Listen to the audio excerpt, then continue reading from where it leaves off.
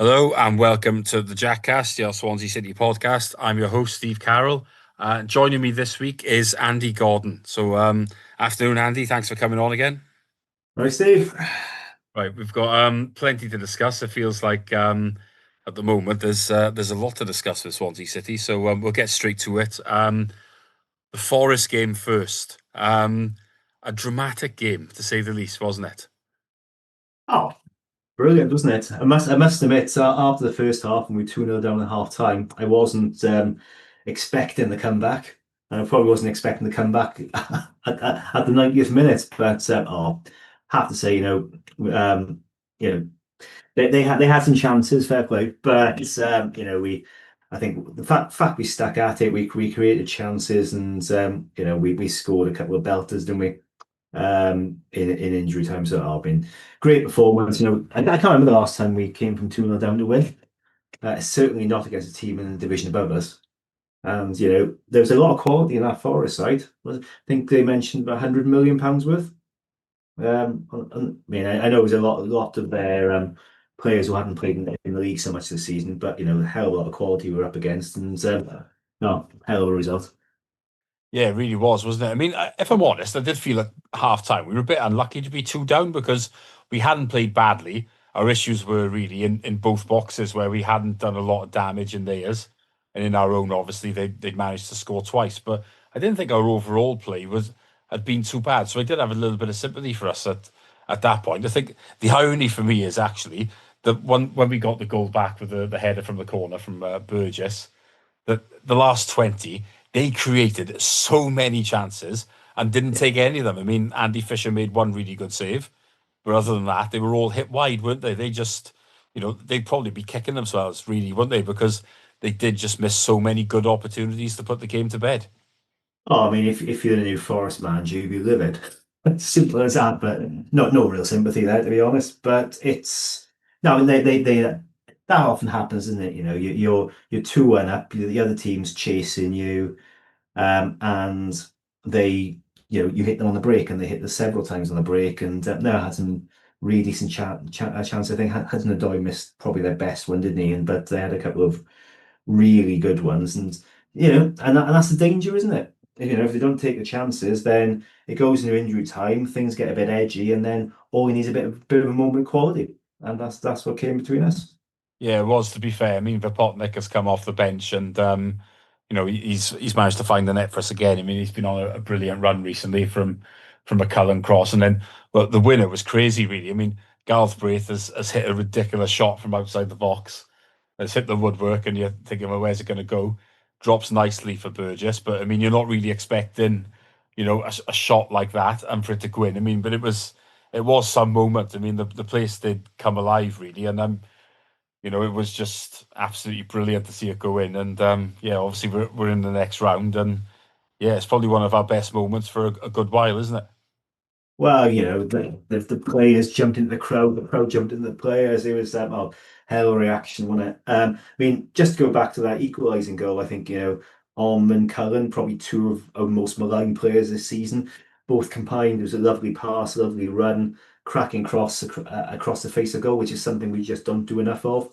And Robotnik got his toe on it, and it was great That was a proper high quality goal, and we don't score enough from open play, and that was a really great goal. But I mean that Burgess goal. I mean everyone forgets about Ethan Galbraith's shot, but he was off balance, 30 yards out, and he just pinged it into the top corner. It's absolutely beautiful. But then came back and cracking technique, quality half volley, and yeah, whistle past the goalie. And if you pass the Coglu, you must be shocked at what's happened, especially in your first game. But no, brilliant. I mean, the crowd exploded, everyone went wild. That's what being a fan's all about, moments like that. Yeah, it is. And I mean, there was a lot of chat before the game about the fact that we haven't sold a huge amount of tickets. I mean, the pricing I didn't think was too bad at all, really, for it. It was a shame that the crowd wasn't bigger, but I do understand in this current climate, a lot of people don't have huge disposable income.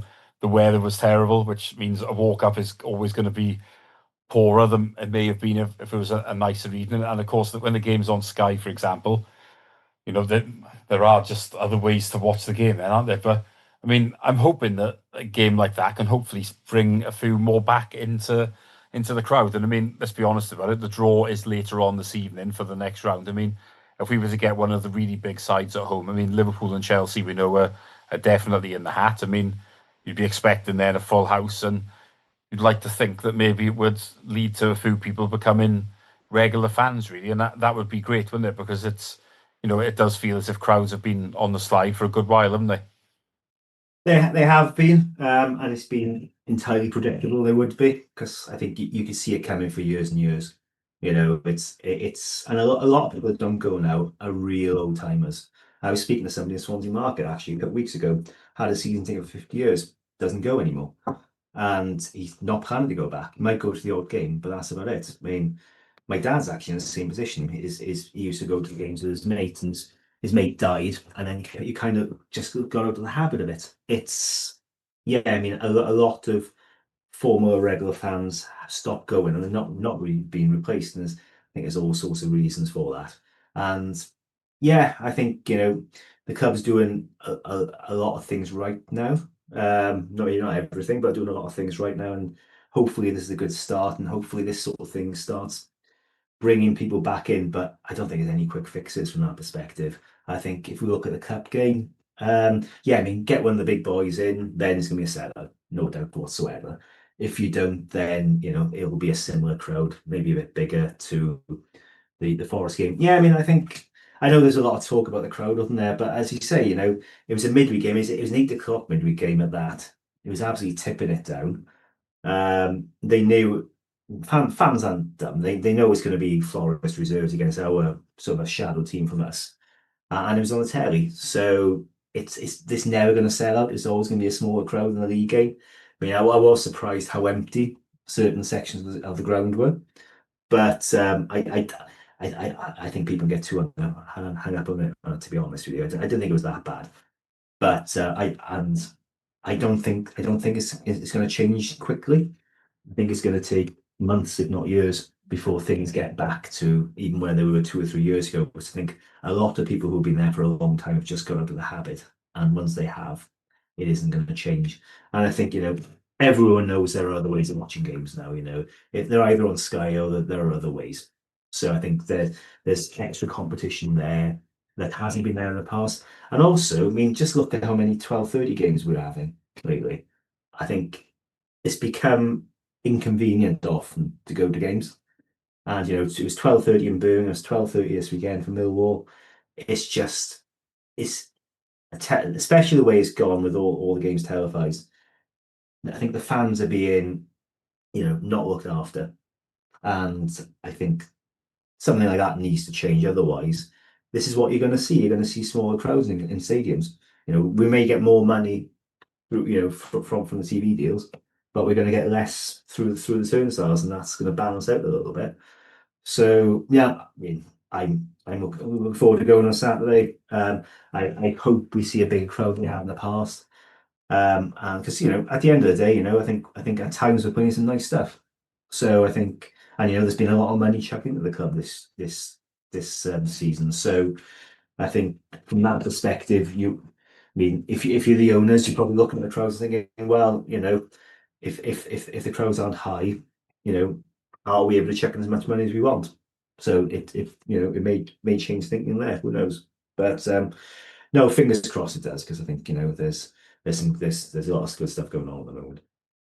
Yeah, it does feel like generally it's a more optimistic club at the moment. But as you say, it's not always easy to win the fans back. I mean, it's football can be a habit, can't it? Either way, you're in the habit of going, or if you get out of the habit, it can be hard to get back into it. But certainly think that if we were to get a big draw at home, that could it'll certainly attract a sellout crowd, you would think, for that game. And then, at the end of the day, everybody's got to start somewhere, haven't they? And if there was to, that could lead to someone becoming a regular fan, then that would be really good for us. But I mean, if I could ask you, who do you want? Let's just who's the dream draw and who's the nightmare draw?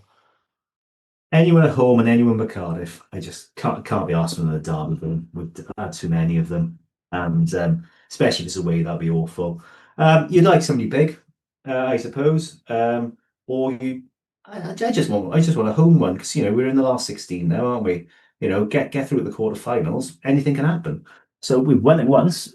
Then I think, yeah, I wouldn't just look at it. I mean, if we get a big club, great. But because you can never turn one of those down. But I'd like to see us compete in this competition, to be honest with you, because there's only win this one, we're in the quarterfinals. Win that, we're in the semis. Anything can happen then. So, yeah, no, I think that there are some big clubs there, but there's still plenty outside the Premier League who's still in it. So, somebody winnable at home. I think that's my preference.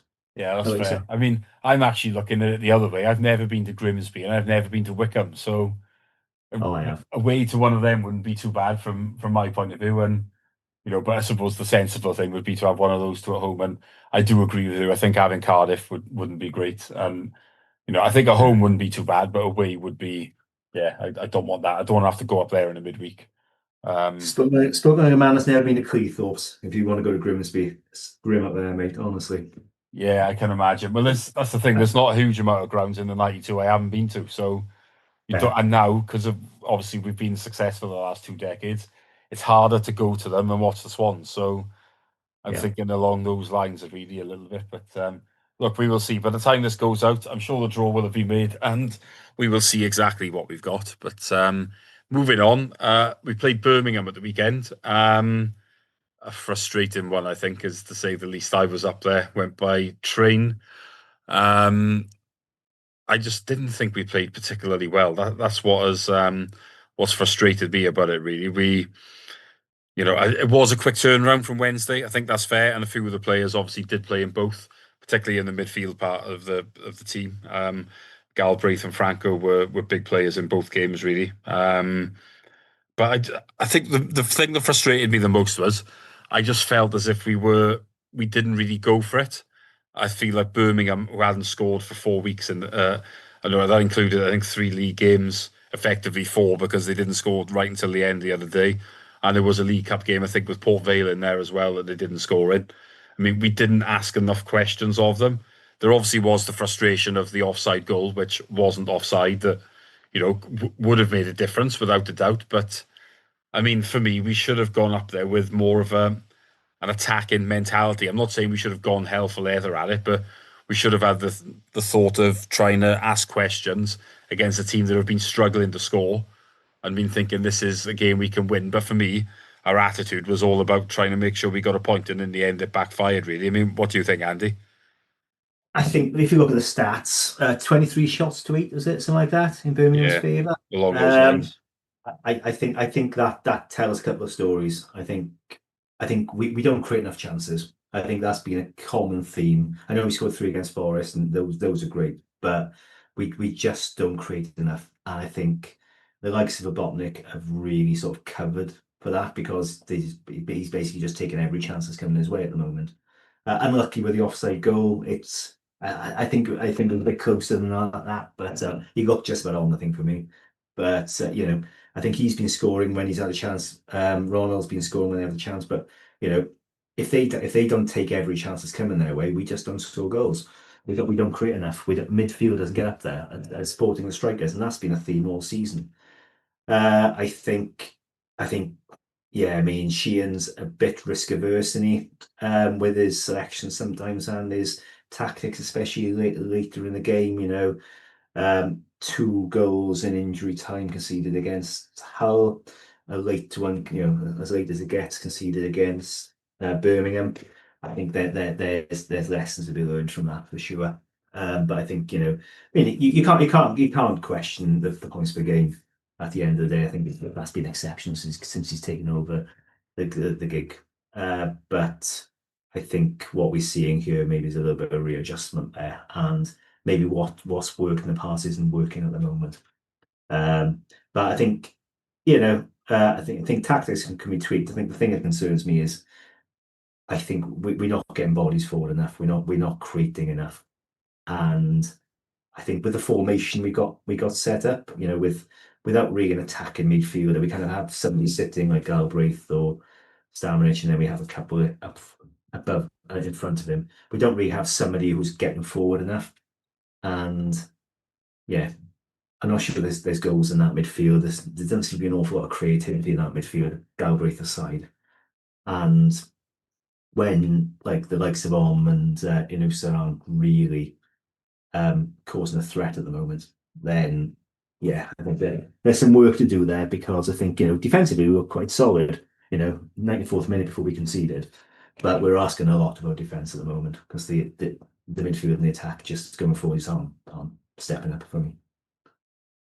Well, defensively, we've been pretty good all season, you'd have to say. I mean, against Hull, we've had a wobble, conceding Yeah. twice, but in general, we are quite hard to score against, so that's definitely a positive, I would say. But we've definitely got work to do going forward. And like I think on last week's pod, we were discussing about we're not creating enough chances, and so Mm. that is spot on from my point of view. I mean, for me, that there was criticism over substitutions against Hull, and I think he got it wrong again this weekend, and I think Yalkoué was excellent against Forest.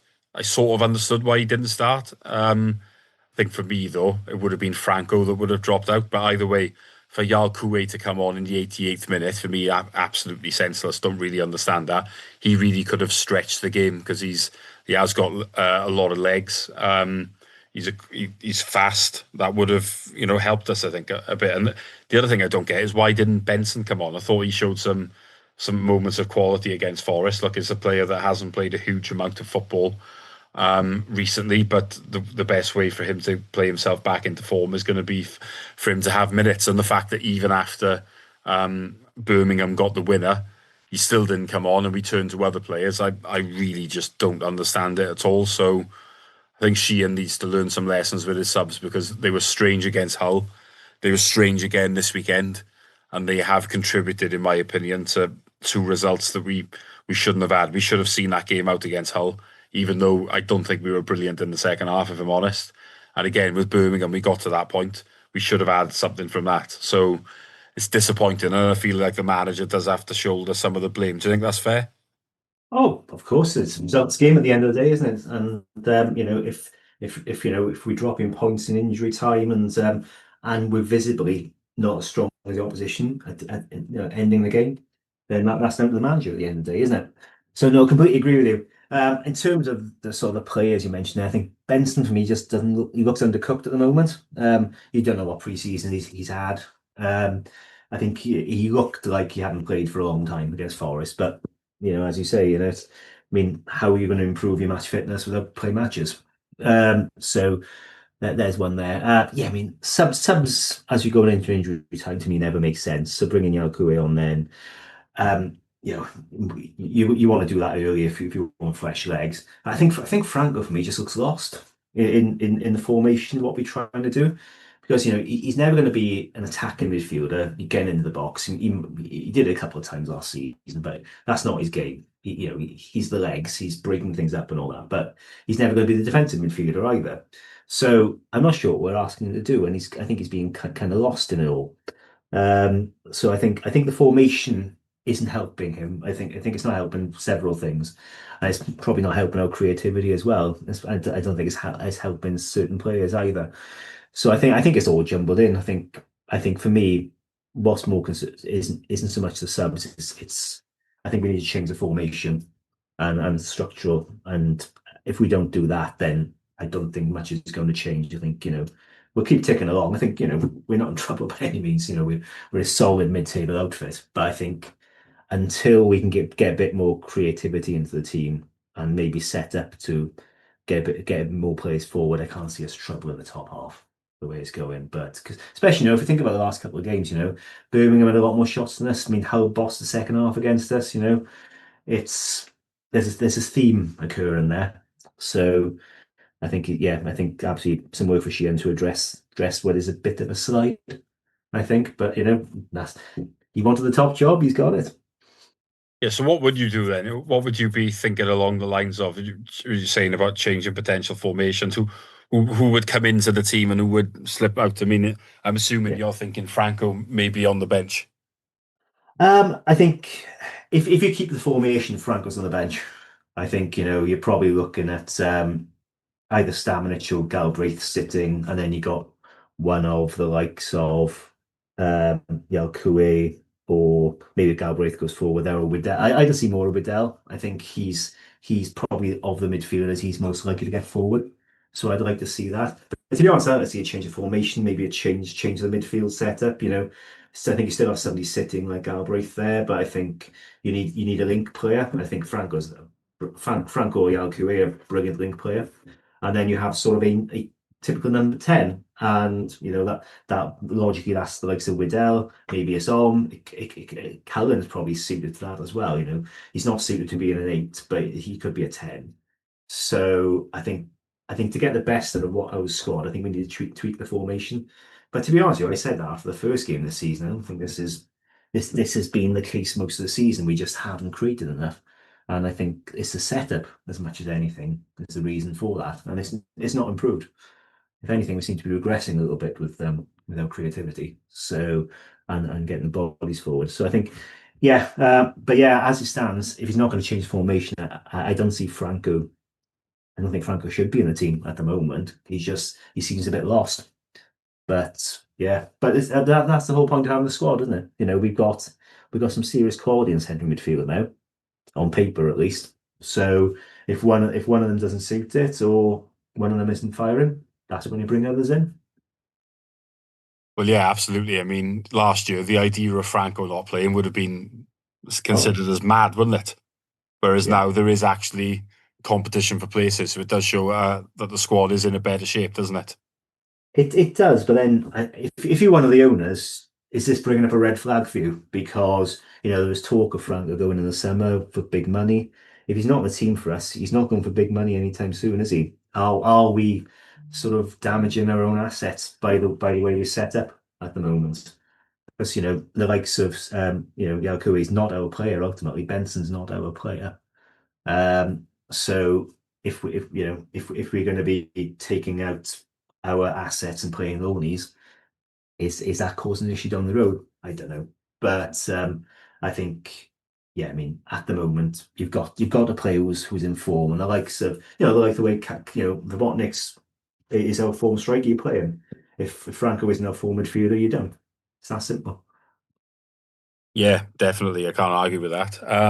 So moving on then, we've got a 3 game week coming up again. It feels like this week currently is a rare one, really, without with a midweek off. We're not going to have many of them coming up with until after the international break, where I think we've got again a 3 game week, and then we'll have the week of the cup. And yeah, it is pretty grueling, this division, if anyone's forgotten. But yeah, 3 game week. So we have Millwall at home, we have Blackburn away, and we have Leicester at home. I mean, Millwall, I guess would be hoping to win that one. I mean, quite a rare one for me because I'm actually not going to be there, and I was saying before we came on air that it's very rare that I miss a league game. I haven't actually missed one at home, take out COVID, since 2017. So it's going to be a bit of a strange day for me at the weekend. But I mean, looking at those fixtures as a whole, Andy, I mean, before a ball was kicked, you would have assumed that Leicester would be towards the top. I mean, they've not made a great start, have they?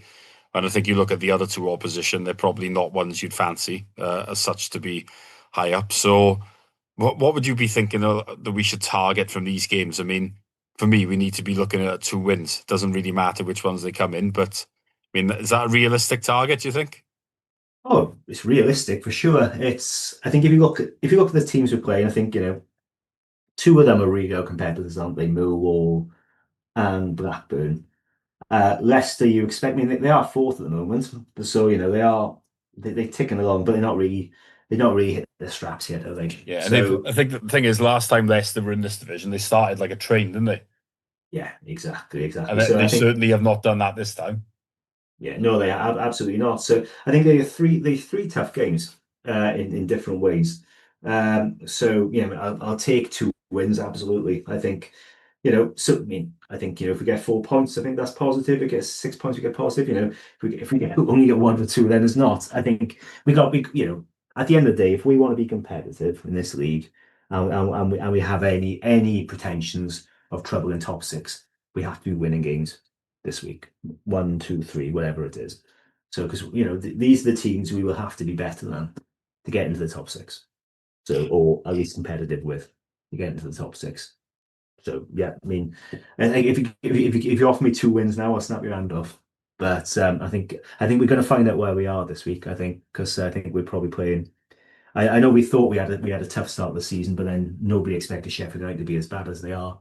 I think this is probably going to be our acid test a bit this week to see where we are in terms of the our opposition in this league.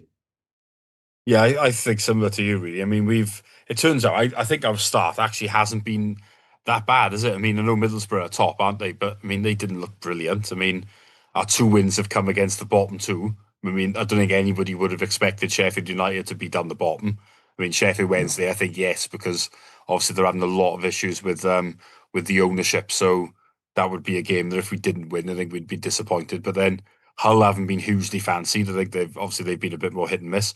Watford are a team that we didn't beat them. Obviously, but they're towards the bottom as well. So I think overall, I don't think our start was anywhere near as hard as what it maybe looked like originally. Really, so I am a little bit disappointed with our points tally. Yeah. No, absolutely. And I mean, you don't expect Sheffield United to be there all season, of course. They'll kick on. Watford, they got quality there, so you expect them to rise up a little bit. So I think the teams who played are probably underperforming a little bit, but it's still a very tight league. We're only 2 points away from the playoffs at the moment. It's only 6 games gone. We can often overanalyze all this. So I think it's really from now on everything kicks off, isn't it? It kicks on, and I mean, I think we'll see where we are, and hopefully we'll see the benefit of having a slightly stronger squad than we did last season. Because I think last year we didn't have if somebody was off form, we still had to play them. Now we got more options, so I think we'll find out how well we strengthen. I think in the next week or so. Yeah, I think that as well because there are bound to be changes. I think for a few of these games, and Yeah. you would think that our depth is certainly in certain positions is better than what it has been. I mean, when you look at our squad now, where do you think we should really be targeting in terms of a finish? Because I actually think with what we've spent, that the ownership will be looking at it and thinking this needs to be top six, particularly because I don't think the league is as strong as it has been over the last few seasons. But do you think that's realistic or not?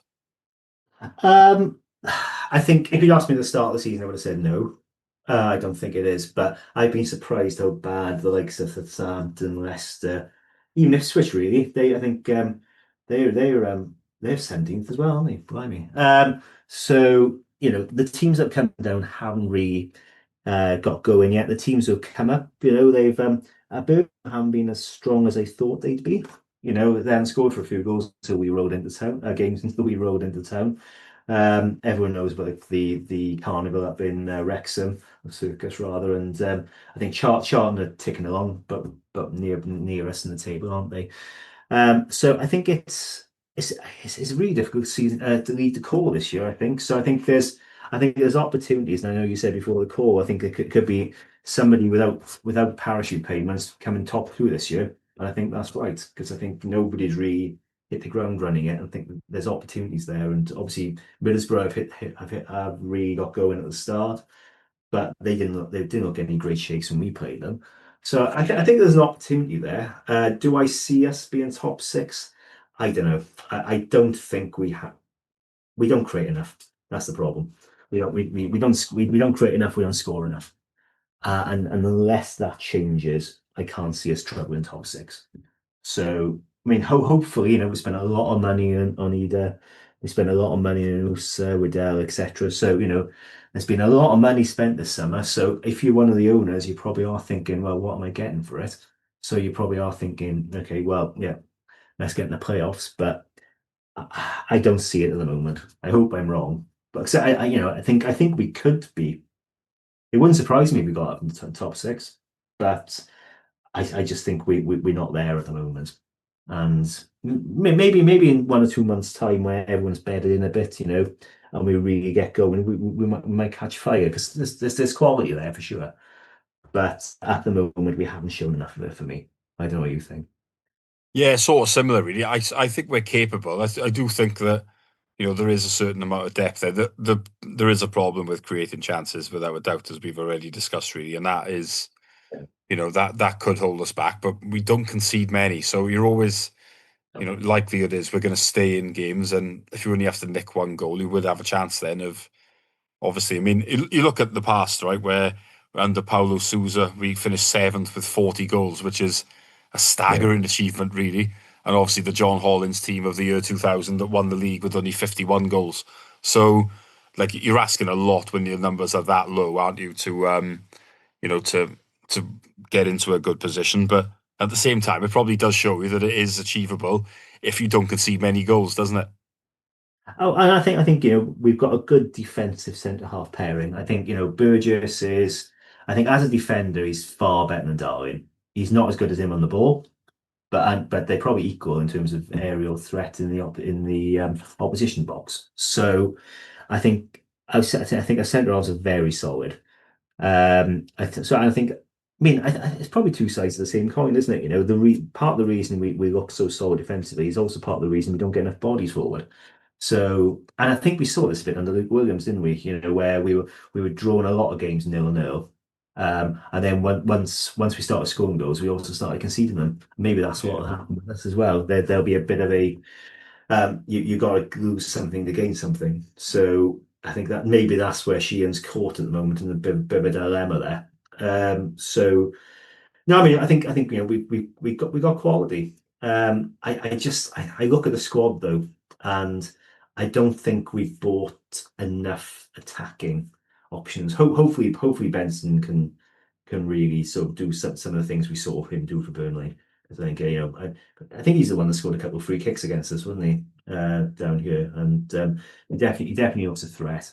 Well, I Uh, think he scored 14 goals the year they went up. I mean, if you get a wide player that's scoring that many, I oh yeah, mean, it's hell of an asset, isn't it?